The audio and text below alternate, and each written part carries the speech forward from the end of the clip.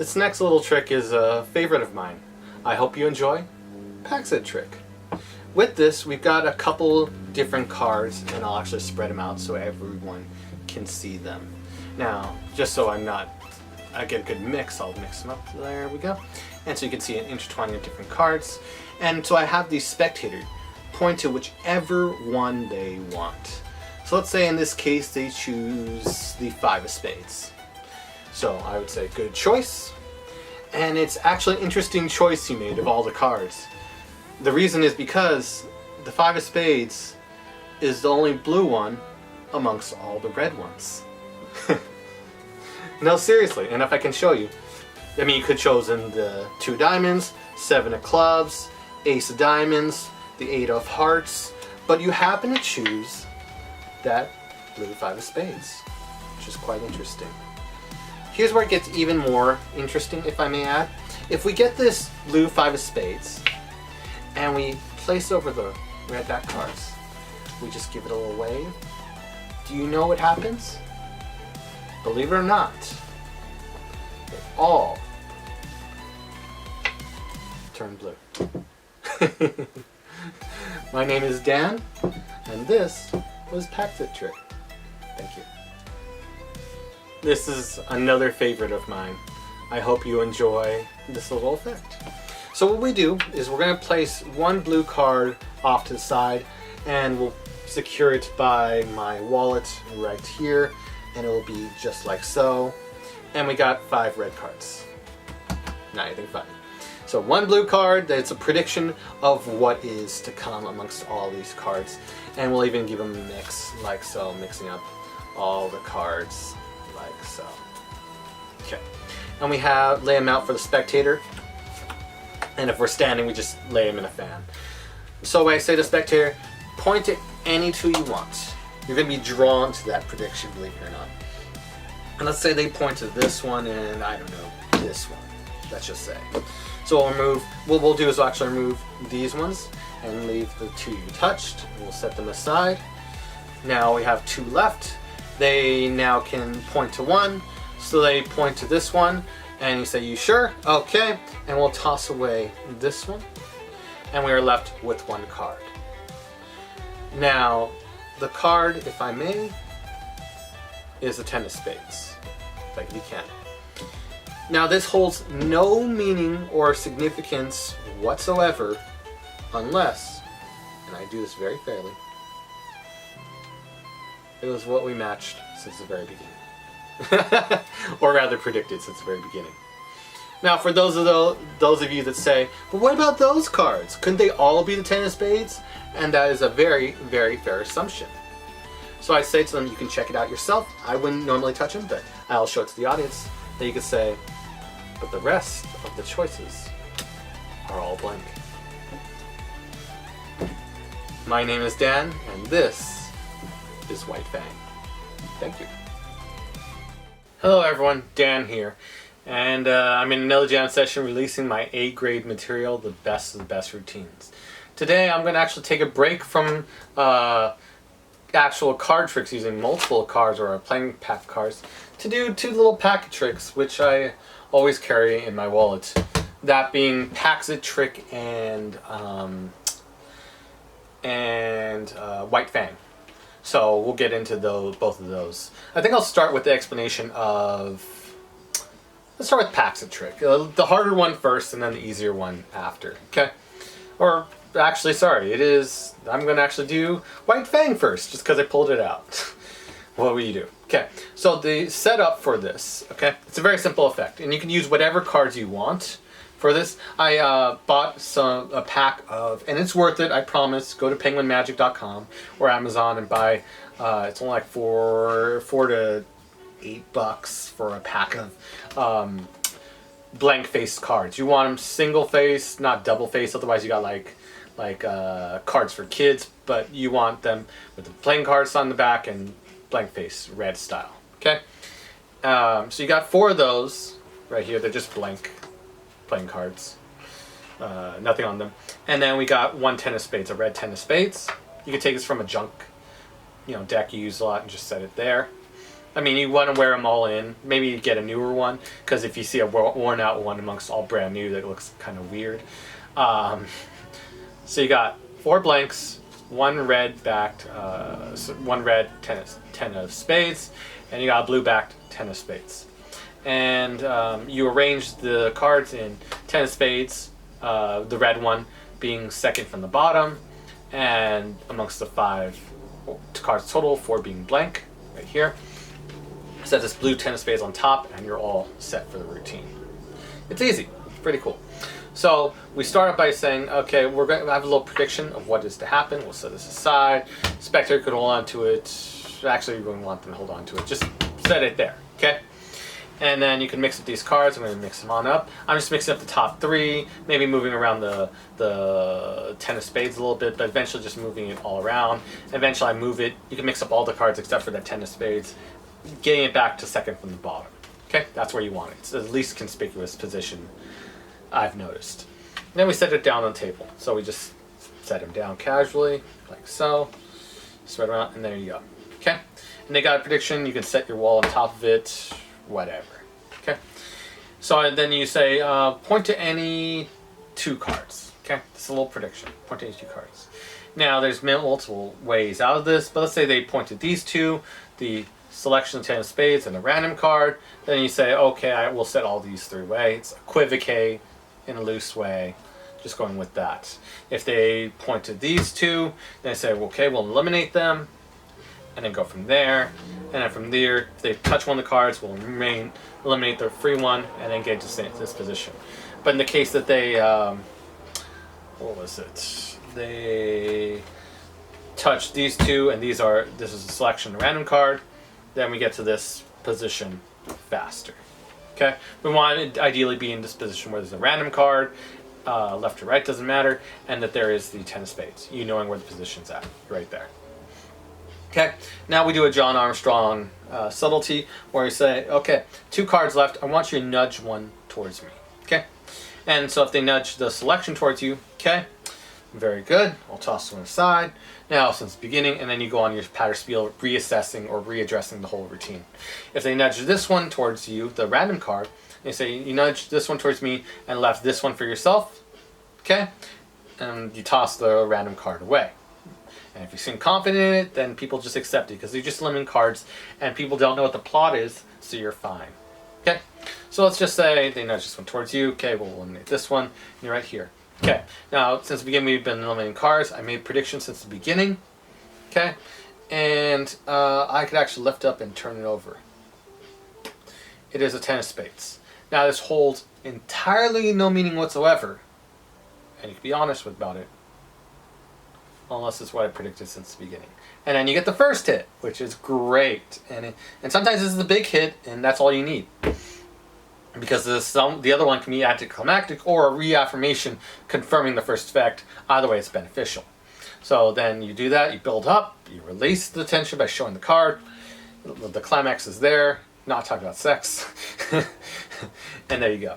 But then people, I get this quite commonly, but people can ask, well, what about these cards? What if they're all 10 of spades? And that is actually a fair assumption, or a fair guess, they could say that. And I could have done it that way and gone bad. So that's where the real kicker kicks in. They say you could turn them over yourself. They turn it over, and they see they're all blank, reaffirming the first effect and adding a little kicker saying, "Wow, there was no other choice. It was just these 2."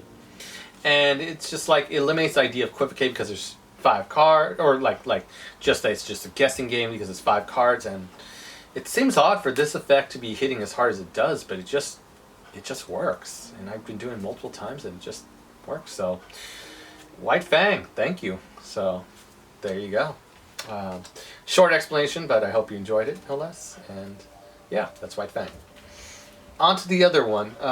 This is the Packzet trick. So we got to do the easy one first somehow, but now we'll get on to the hard one, Packzet trick. Now, these are the cards I use for a Packzet trick, okay? One is blue. Let me reset that. My bad. There we go. Okay, so one card is red, 5 are blue, or 5 are blue, 1... Or sorry, 1 is blue, 5 are red. However you want to play it out, but let's just say 1 is red and 5 are blue. Okay, now the cards are kind of important. Kind of, not really. Okay, I mean, it's pretty much just like gathering some cards and doing it. It's not gaffed, really. But the cards are kind of important. You want large amounts of contrast, both in the suits. So you notice I have a diamonds, spades, clubs, and hearts. You want to make sure you got all 4 in there. And I try to throw in at least one royal card, in this case being jack. And there also being an ace in there. And then you could throw the rest together. But it just seems like it's random. Not all odd cards or anything of that nature. So it seems really random. So these are cards I use. And you can change up to your style once you get it.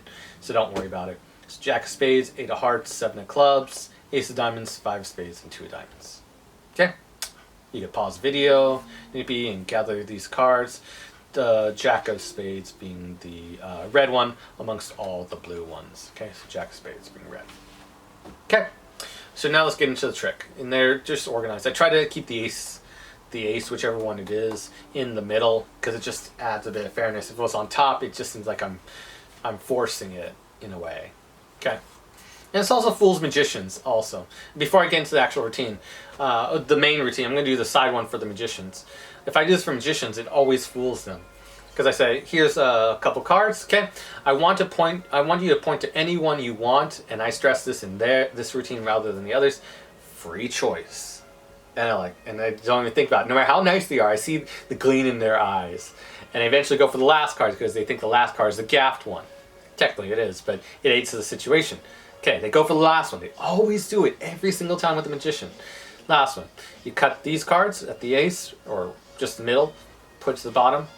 Okay, you know the jack is the one that's different color. You say you could have chosen 7, 8, 2, 5, ace. But you didn't. You happen to choose the Jack of Spades. The one that's red from all the others. They're amazed, they're blown away, and then I smirk, and then I do it sarcastically. I look directly in their eyes and I say, works every time. Then they call BS, and then they keep on begging me. They literally, the magician just beg over and over again. Do it again, do it again, do it again, do it again, do it again. Oh my god, you can't get over it. Do not do it again. Do not do it again. But that is how I destroy magicians with this effect. And I'm surprised and laughing that that is the way I destroy them, but you really can judge. Okay? And by the way, I don't call facts to the fact there's 6 cards. You do not want to do that because you're using a discrepancy that utilizes 5 cards. People don't notice, but just do not mention that there are 6 cards. Okay? Just say I've got a couple cards. That's all you need to say. Okay? So, there. We start by taking out the pack. I've got a couple cards. You don't turn them face down. You don't want to show this situation. So we have them face up as we take them out. So I got a couple cards. Point to one you like, and people are never have taken notice of the amount of cards because of all the different choices and everything. It's too much brain overload. They point to any one. Let's say they say the ace. That's the most common choice. Okay, we outjog the ace, take it off with the thumb and slide it out so it's right above the bottom card, which is the Jack of Spades. Again, you don't want to flash the situation, but it's right above the Jack of Spades. It's second from the bottom. And you can flash outward. And now you square everything together before you do the flash. You say, that's funny. That's the only blue one amongst all the red ones. And now everyone's freaking out like, oh, that's interesting. Now you square it like you're pushing it in. Then you're straightening out and then you're lifting up. Getting a break below the bottom card. I mean, you could square it in and then just get buckle and get a break. But that's just how I like to do things. To be extra secure. Now we do a take, this is a packet version of the halo cut. We say you could have chosen we got a break, again the break below or above the bottom card.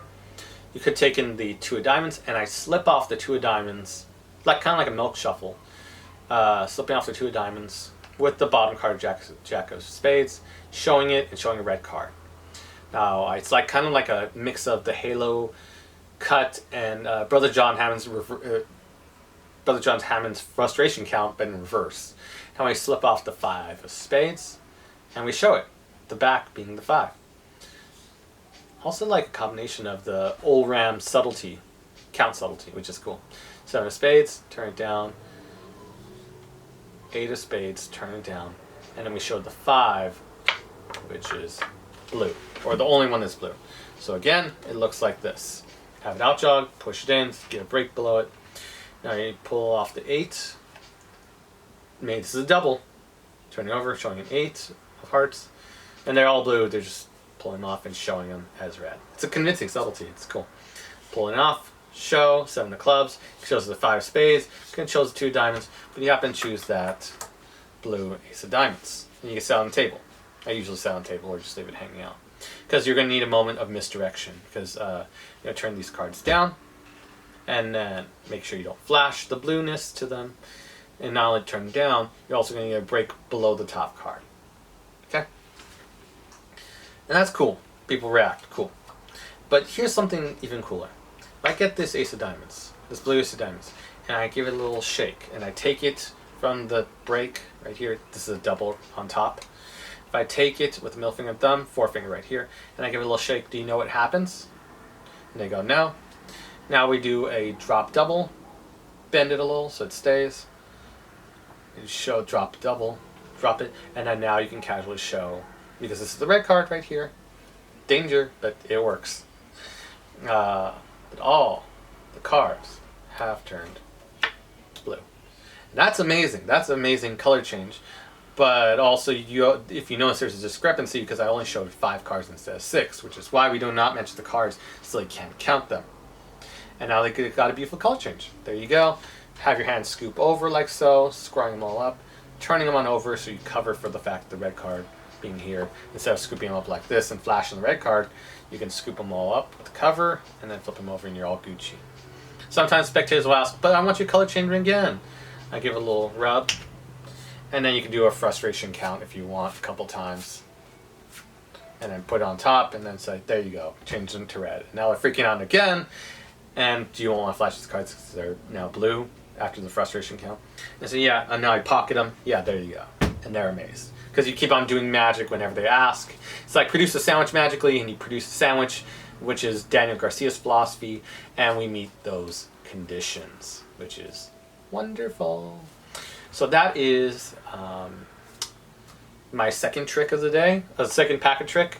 My 2 favorites, one white Fang, this being Packzet trick. They are always in my wallets, even though there is the Colossal Killer by Kenton Nepler. It's a great effect, but you have to rig out your whole wallet for that effect, and some wallets may not adjust to that. You need a bifold and all that stuff. I just wanted to be able to do some magic, little moments of magic. Need be they ask for a little something, I could do this. And you got a moment of magic, they ask for another. Well, you're out of that one. If Kenton Nepler's after you do that, if they ask for another trick. So I'd like to have 2. And these are my favorites. These are the ones that spectators really, really like. So I hope you enjoyed those 2 tricks, and look forward to seeing you next time.